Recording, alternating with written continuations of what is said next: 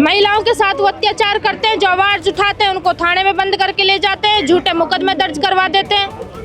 ये हमें मारना चाहते हैं, आम जन को मारना चाहते हैं। कौन मारना चाह रहा है? और हफ्ता वसूली करते हैं, वो सैलरी से उनका पेट भर नहीं रहा। तो हम चाहते हैं कि वो जल्द से जल्द निलंबित हो और उसके ऊपर उचित कार्रवाई की जाए। एसएमएस पे सामान ले जाते हैं, फिर तोड़ फाड़ करते हैं और मारते भी है वो लोग। वो एक लड़के का तो ऐसा हाथ तोड़ा था, क्या कहते हैं पूरे हाथ के, बोलो मारने की कौन सी वो रहती है।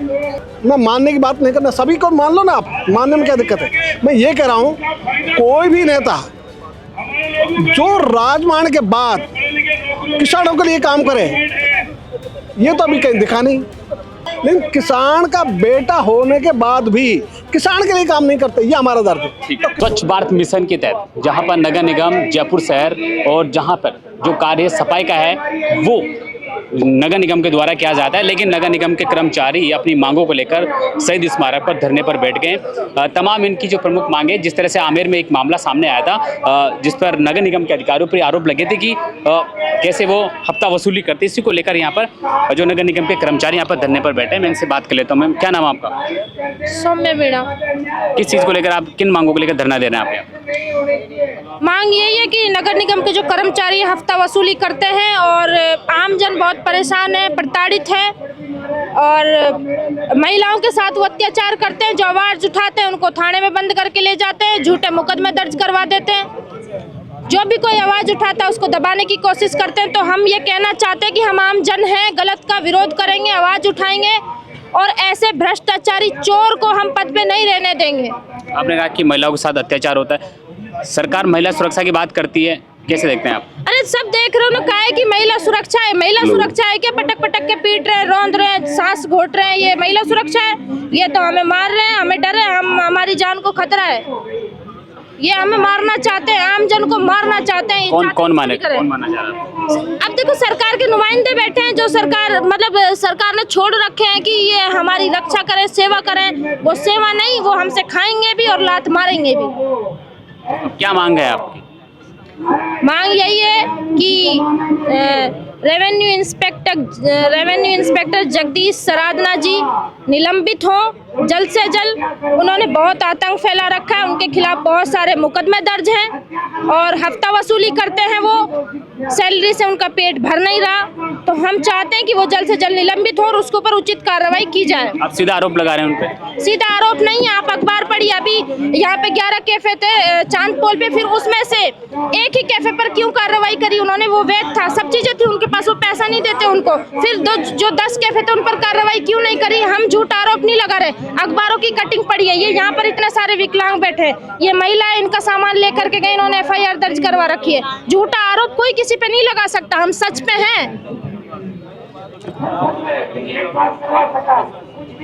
आगे क्या रणनीति रहने वाले, जिस तरह से आप आज अपनी मांगों को लेकर यहाँ बैठे हैं? भाई हम तो इसलिए बैठे हैं कि भाई सौम्या जी को न्याय मिलना चाहिए। बहुत अत्याचार हुआ है इस पे नहीं, नारी जात पे पूरी पे अत्याचार हुआ है ये हैं, तो बस न्याय मिलना चाहिए। कुल मिला के बात ये है। सरकार महिला सुरक्षा की बात करती है और ऐसा एक मामला सामने आता है, कैसे देखते हैं आप? ठेला भी नहीं लगाने दे रहे, बहुत ज्यादा तोड़ फोड़ कर रहे हैं। और क्या ठेला लगाते हैं आप? कहाँ लगाते हैं? एसएमएस पे सामान ले जाते हैं, फिर तोड़ फाड़ करते हैं और मारते भी है वो लोग। वो एक लड़के का तो ऐसा हाथ तोड़ा था, क्या कहते हैं पूरे हाथ के, बोलो मारने की कौन सी वो रहती है। ये तो कहो क्या कहते हैं, लगाए गरीब आदमी खाएगा क्या, कमाएगा नहीं। तो बोलो इनकी तो सरकारी नौकरी है, ये थोड़ा ना ठेले टपोले वालों को भी नहीं लगाने दे रहे हैं। किन मांगों को लेकर आज आप भी इन धरने में इनके साथ शामिल हुए हैं? आपका शुभ नाम क्या है? राकेश जी, ये जो बेटी है सौम्या, ये बहादुर बेटी है और सदा अच्छे कॉज के लिए लड़ती रहती है। ERCP के लिए इसने राजस्थान से दिल्ली तक की पैदल यात्रा की और अभी भी ये जो धंधा करना चाहती है अपने छोटे मोटे कैफे का, उसको जो नहीं चलने दे रहे हैं उनको व्यथा है। बताया जा रहा है कि जो कैफे था वो अतिक्रमण के दायरे में था। अतिक्रमण था तो जितने भी अतिक्रमण है सबको सरकार हटा दे ना, तो सरकार जिसको चाहेगी उसका अतिक्रमण तो रह लेगा। जिसको नहीं चाहेगी उसका अतिक्रमण नहीं रहेगा। ये भेदभाव यही आंदोलन पैदा करती है, ये लोगों पर असंतोष पैदा करती है। आप भी किसानों के बड़े नेता हैं, बजट में किसानों के लिए सरकार ने जो दिया है, क्या कहेंगे आप? बजट में क्या किसानों के लिए, किसानों के हित की बात की जाती है?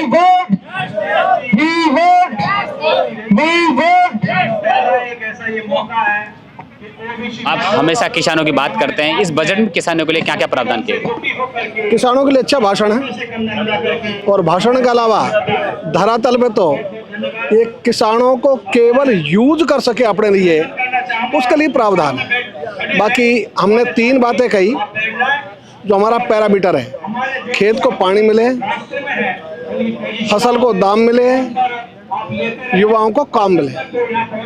ये दिशा बजट की है ही नहीं।